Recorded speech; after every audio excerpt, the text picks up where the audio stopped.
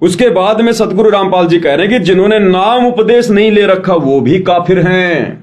तू नहीं था जब नाम था, अब तू शुरू नाम नाही बे। काफिर कहो अब कौन है, करता फिर मैं ही बे। अब काफिर में नकम्मा आदमी, ढेड, जैसे हिंदू भाषा में ढेड बोल देते हैं और मुसलमान उसको काफिर बोल देते हैं।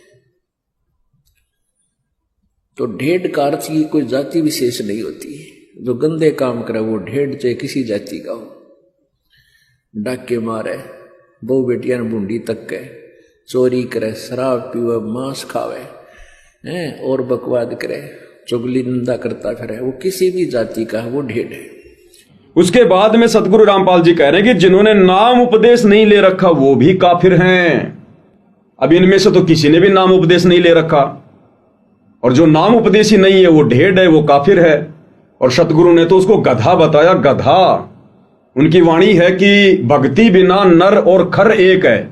नर यानी इंसान और खर यानी गधा, यानी जो व्यक्ति सत भक्ति नहीं करता। और सत भक्ति आपको पता है आज पूरे विश्व में केवल सतगुरु रामपाल जी के पास है।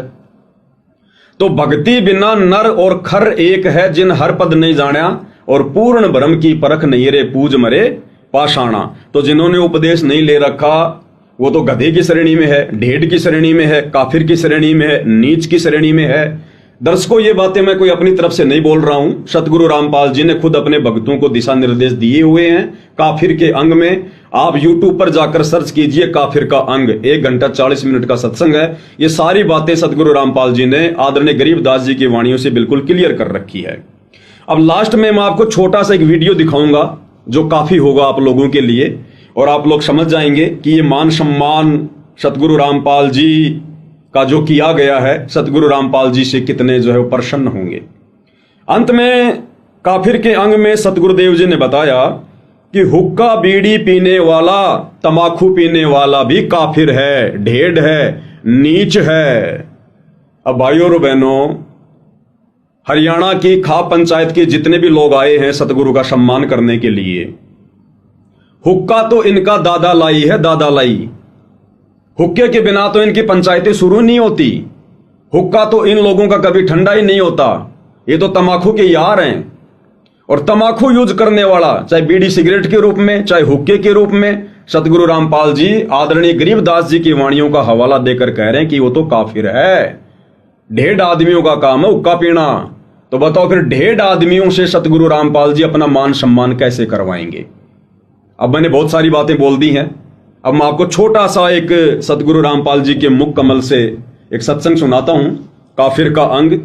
इससे बिल्कुल क्लियर हो जाएगा कि सतगुरु रामपाल जी ने आज की इस मान सम्मान को स्वीकार किया होगा या फिर नहीं किया होगा। काफिर गुता हते सलाई, काफिर हुक्का पीवे अन्यायी।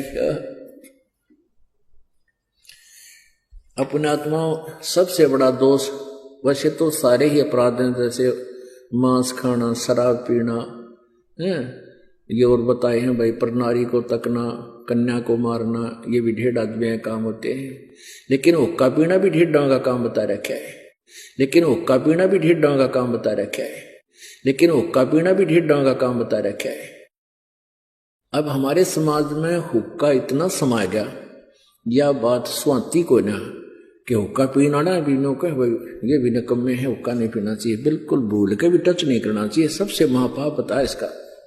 तो गजूर जी, अब आपके समझ में आ गया होगा कि आपने जो सवाल किया था कि ये जो महम चौबीसी खाप के द्वारा सतगुरु रामपाल जी का महम चौबीसी चबूतरे के ऊपर सम्मान किया गया है, तो आपके दृष्टिकोण से क्या है?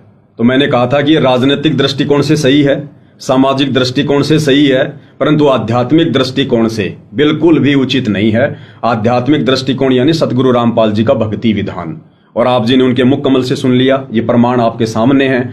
अब हुक्का तो बिल्कुल दादा लाई है, दादा लाई।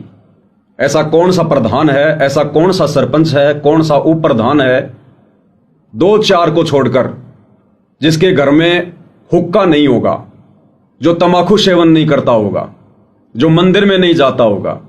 तो बताइए फिर ऐसे काफिर लोगों का भला सतगुरु रामपाल जी कैसे मान सम्मान स्वीकार करेंगे?